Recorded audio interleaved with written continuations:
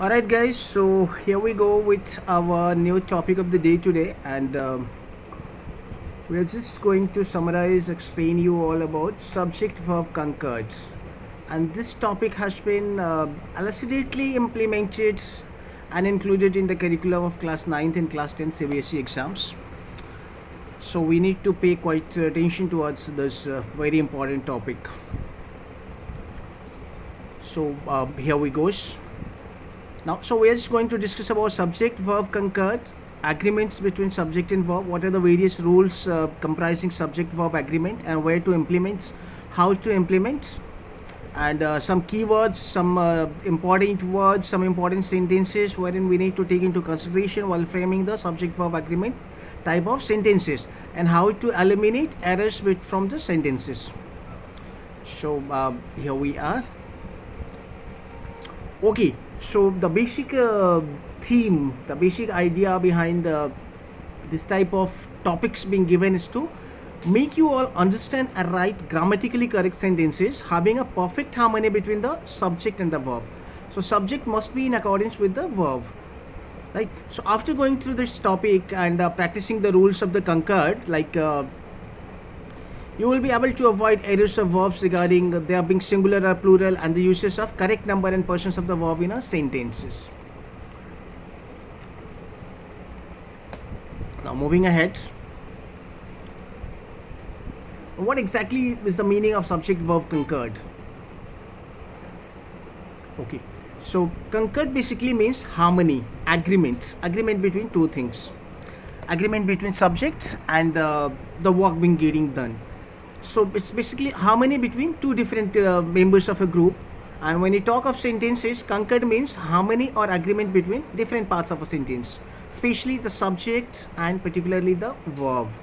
Every sentence says something about a person or a thing. We all are aware about this thing, so nothing to explain about. The part of a sentence that names the person or thing is called subject. So subject, you all are aware, subject is a part of a sentence that names the person or thing. And what gives up the information about the subject is called predicate. Predicate is what gives the information about the subject. Now the subject of a sentence thus has a close relation to what is being said in the predicate, because which gives us information about the subject is predicate. So subject is clear and predicate is clear, and the form of the verb should be in direct relation to the number and person of the subject. Now what it means to say, if subject is singular, the form of verb must be singular, and if subject is plural, the form of verb must be in plural format. Now let's move on ahead. Okay, so these are the rules. The first rule is the verb must agree with the subject in number and person. So the verb being used in the sentence must be in agreement with the subject in number and person. If the subject is singular, the verb should also be singular. If the subject is plural, the verb should also be plural. Now take the example, he is a good boy. So singular subject, singular verb. What is the subject? He. And boy, again. So singular subject is being used with singular verb. They are good players. Now subject is they and they is plural. So players. Verb is players. So again this is a plural verb. Now next rule, when two or more singular verbs are joined together by and, plural verb is used. So whenever you will find that in a sentence two or more singular subjects are being joined using the word and, you always need to take into consideration that plural form has to be used then and there. Example, Ram and Shyam are playing a game. So Ram and Shyam, they are two and more singular subjects and they are joined by using the word and. So Ram and Shyam are playing a game. So why we have used are? Because two singular subjects are joined by and. Now next example, he and his family have arrived. So he and his family, he as in friends. So again same rule. Now if two singular nouns refer to the same person or thing, the verb must be singular. If two singular nouns refer to the same person or thing, obviously because they are talking about the same person, they are talking about the same item. So the verb following should be in singular format only, like my friend and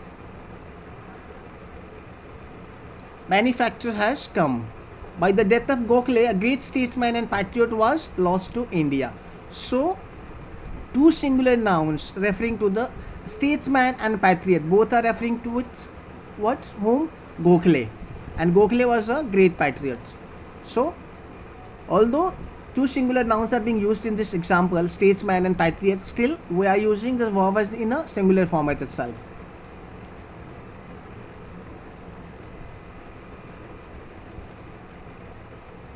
Now, next rule. It should be noted that the article is used only once if the two nouns refer to the same person. Means if the nouns used in the sentences are two and they are talking about the single person, then the article to be used should be only once. Otherwise, the sentence is grammatically incorrect. If different persons are referred to, the article would be used before each noun and verb would be plural. If they are talking about different persons in a single sentence, then you can use multiple articles according to the requirement and demand of the sentence, and verb should be in plural format if they are talking about two different persons. But if in a single sentence they are talking about two nouns and the nouns are referring to the same person, then you need to use the article only once. Example, the orator and the statesman are dead. Now we can say that the orator and the statesman, why they have used are here? Because orator and the statesman both are different.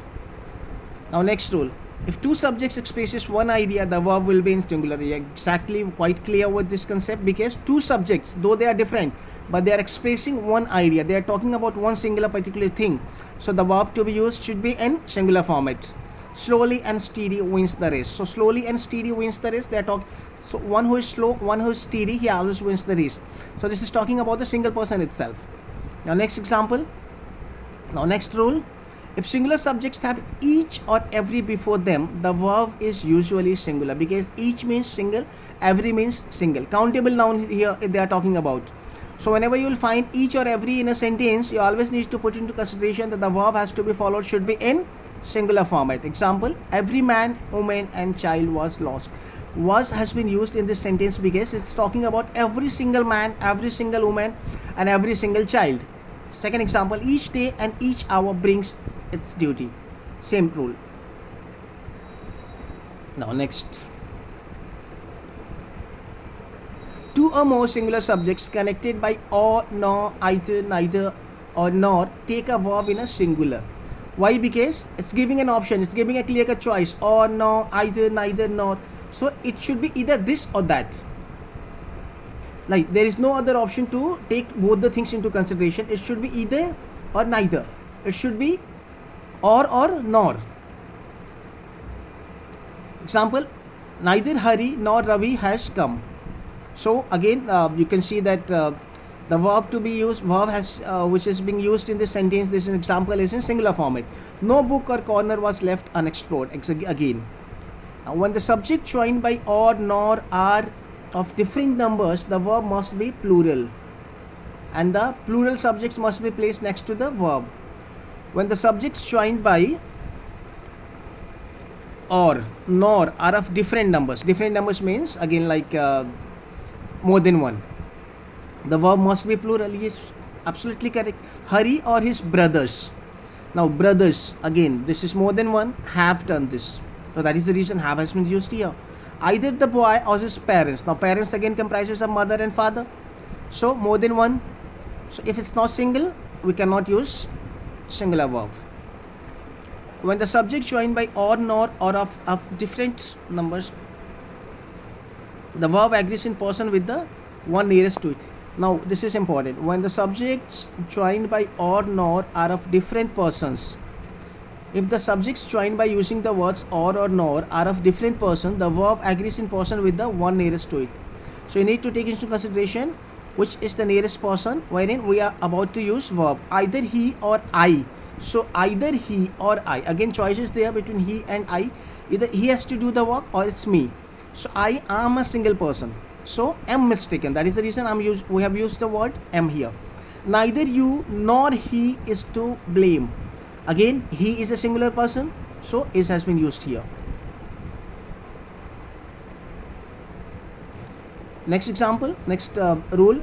A collective noun takes a singular form when the collection is thought of as a whole. So when collective noun takes a singular form, because What is collective noun? When you call entire group of people by a single name, that is known as collective noun. Like the council has chosen its president. So council we all know that comprises of lots of people, but commonly we call them council. So council is a one common word for a group of people. The fleet has set sail. Fleet, again, you all are aware about the fleets. So the fleet, though it comprises of lots of people, though it comprises of a group of people, but again, when we talks about fleet in grammar, English grammar, we always need to use singular verb with them, and you need to take the entire group as a whole. It should, however, keep in mind that if the individuals of which the collective noun is composed of are thought of, it can be a plural form. It should, however, be kept in mind that if the individuals of which the collective noun is composed of, now individual of which the collective noun is composed of. So the military were called out. Now military is again comprises of different group of peoples combined together, they called as military. The crew were taken prisoners. Some nouns which are plural in form but singular in meaning takes a singular form. Nothing to explain here. News is true. Some nouns which are plural in form, though news it's plural in form, but news always gives a singular meaning, so they always need to follow singular verb. When a plural noun counts between a singular subject and its verb, the verb used is singular in form. When a plural noun counts between a singular subject and a verb, each of the sisters, why we have not used are here instead, is has been used because each of the sisters, they're talking about each. A variety of objects charms the eye. A variety of objects. Now here it's not object but it's objects, plural form. The quality of the mangoes was not good. So quality again, like it's in singular format. Words joined by a singular subject by with, together with, in addition to, or as well as are parenthetical and therefore do not affect the number of the verb.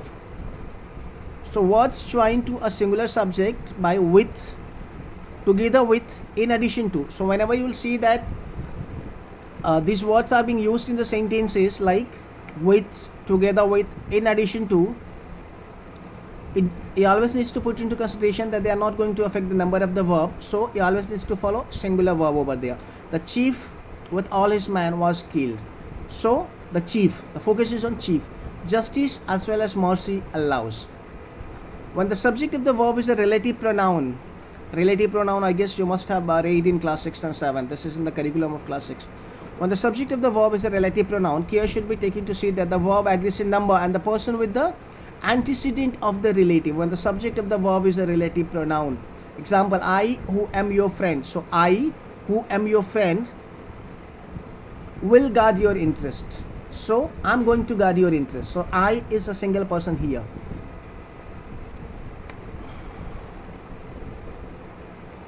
And the last rule of subject verb concurred. The title of a book, play, story, musical composition and the name of a country, even though plural in form, it always takes a singular verb. Example, Sons and Lovers is an interesting novel. So although the title itself implies that sons and lovers, they are plural, but because they are talking about a single book, so it's an interesting novel. The United States of America. Now America again comprises of states, but while talking about the USA, we are talking about a whole country. So that's the reason singular verb has been used here. The United States of America is a developed country. Okay. So in subject verb concurred, we need to focus on subject plus verb. We need to understand what is subject. Subject you all are aware. Now we just need to focus something about the verb. What is a verb? A verb is a group of words, right? A verb can be a single word which denotes actions or the state in which other thing or person is or joins the subject with the rest of the sentence. There has to be at least one verb in the sentence to make it a sentence. In the absence of sentence, we cannot say that this is a sentence. In the absence of verb, a verb often consists of more than one word. Exactly. Now the example, the baby laughs, the man is the doctor, the weather seems bad. In the first sentence, the verb laughs tells us about action. The baby is laughing, so this is an action. In the second, the verb tells us about what the man is, and in the last the verb is again stating about the condition of the weather. Thus a verb states something about the subject of the sentence and expresses action, events or states of being. It forms a part of predicate of a sentence. Predicate already discussed in the initial stage. Now forms of verb. Now two examples are given. Ram kills the snake and the boy laughs loudly. In sentence 1, the action denotes by the verb kills passes over from the doer or the subject Ram to the object snake. Now Ram kills the snake. So something has been done to snake by Ram. The verb kills is therefore called a transitive verb because kills passes over from the doer to the subject. Ram is killing. Ram has killed the snake. So it's transition, movement. Now in sentence 2, the boy laughs loudly. The action denoted by the verb laugh stops with the doer. Example, the boy. It does not pass over to any object. The boy laughs loudly. He himself laughs loudly. He is not doing anything to anybody. It doesn't affect any noun rather than the doer. Laugh is therefore called a intransitive verb. So it's not showing us any movement in the sentence. So transitive verb and intransitive verb. Transitive verb is something which shows movement from one person to another, and intransitive which shows that there is no movement. Now most transitive verbs takes a single object. Always know that the sentence comprises of subject, verb, object, SVO. However, verbs verbs such as give, ask, offer, promise, tell, take or two objects after them. An object that denotes the person to whom something is given or for whom something is done, and a direct object which is usually the name of things. Now using verb tenses. So a verb indicates the time of the action by changing its form. The tenses are determined according to the time frame. Example, present tense, past tense and future tense. So we're just going to briefly explain about this tenses. Now present tense. So the simple present tense is we go. What is the format? First form of the verb. What is the first form of the verb? Go. Now the verb describes things, situations or actions that are present now and are habitually true. Example, the sun rises in the east. So this sentence is in quite simple present sentence. This is an universal truth that sun always rises in the east. He goes for a walk every morning. Again, universal truth, habitually truth. Now the present continuous. Example, we are going. It should be in the format of we are going. And what is the form? Is or am or are plus ing form of the verb. You always need to take into consideration whether is, am, are has been used plus ing form of the verb. Now the verb describes a particular action that is taking place at the time of speaking, as in progress. It's in progress because sentence word is present continuous. So something which is being continued. The baby is sleeping, ing, and again sleeping, continued to be sleeping. He is writing a letter, so continue to write a letter. Third format, present perfect. Example, we have gone. Now what is the format? Need to see the structure of the sentence if it's using has or have plus third form. Example like past participle of the verb. Present perfect. So you always need to consider about the past participle of the verb. They have gone to Bombay. He has eaten his food. So if you will see find this type of sentences in the example, you always need to underline it and write past perfect. Now the present perfect continuous example, we have been going. Present perfect and continuous. So word itself implies the meaning, and the form is have or has plus been plus ing form of the verb plus since or for. Example, it has been raining since morning. So since has been used here in the sentence. It has been working for 3 hours. So for is used in this sentence. So we can see that have, has plus been plus ing plus since or for. If these words are used in the sentence, we can simply elucidate that the type of the sentence given to us is present perfect continuous. Now next is past tense. The simple past. The first is the simple past. We went. Example, we went to a picnic yesterday. Second is past continuous. I guess you guys must have read in your past classes about this tenses. So I just included it to give you a basic idea about subject, verb, concurred and the tenses. Now past continuous, we were going, and the format is was, were plus ing form of the verb. I guess the video is going very lengthy, guys, so let's conclude it very fast. And next example is the past perfect. We had gone. So had word. You need to focus on had word. If it's Had versus there is a sentence, you need to take into consideration whether this is a past perfect or not. She had cried. So something which is been already done in the past. And the past perfect continuous. So again, continuous what has been used here? So something which has been getting done since long. He had been living in Bombay since 1990. So he had been living in Bombay since 1990, and still whether he's still residing over there or not, we are not sure. Now future tense, simple future is we will go, and the future continuous something which will be going. We will be going. I will be playing golf at 6 in the evening. And future tense,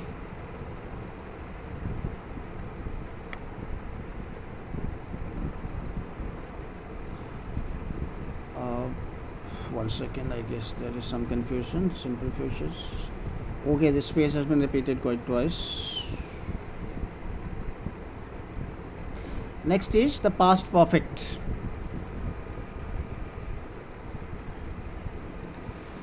I just forgot to add it here. The past perfect. So past example of past perfect is we had gone, and the format is had plus third form past participle of the form. Example, she had cried. And then next is the past perfect continuous. So something which is using the format of had plus been plus ing form of the verb plus since or for. He had been living in Bombay since 1990. Now the future tense, simple future is we will go. Future perfect it, we will have gone. Now the format future perfect follows is will plus shall or will or shall plus have plus third form of the verb. Example, the last train will have left within an hour. The last train will have left within an hour. And the future perfect continuous, something which have been going on. So what is the format? Will, shall plus have plus been plus ing form of the verb plus since or for. They will have been talking for over an hour by the time you arrive. So something which has been continued from the past and still continues to move further on. And guys, note it here. Sometimes the simple present tense can express future time if there is no other word in the sentence that clearly makes a future tense. Okay, so moods is also an integral part of tenses. Now what are moods? Moods verbs are used to express commands, make suppositions, or to make statements of the facts. These modes in which verbs are used are called, the modes in which verbs are used is called moods. So don't get confused by hearing the word mood. It's something about indicating about verb. And there are three types of moods: indicative, imperative, and subjunctive. Now indicative, it makes statements of fact, like I go to office daily, so this is a fact. And imperative moods, it's something expresses commands and treaties, and the subject is usually omitted in this type of sentences. Example, stand there, go home. And subjunctive, it always occurs in traditional phases, something which has been happened in the past and used to continue. God bless you. Now modal verbs, guys, important. So just need to focus on the rules of the modal verbs. Modal verbs are special verbs which behave very irregularly. The modal verbs are can, could, may, might, will, would, shall, should, ought to, must, need. A modal verb always has the same form. There is no s ending, no ing form, and no ed form. Example, he will play, they will. Modal verbs and auxiliary verbs comes before the subject to form question. So this type of verbs, modal verbs or auxiliary verbs, they always comes before the subject to frame a question. Will you come for the party? Example. So will is used here to frame a question. They are used to form negatives by adding not after them. So in case we used to form negative format of the sentence, we used to add not after them. I cannot do this. I cannot see him. Modal verbs are used to talk about someone's ability to do action, an action that is necessary, and a situation that is possible. So something about the necessity, something about the importance, something about the possibility. Now where modal verbs are used. Now in case you need to express ability, you need to use the words can, could, be able to.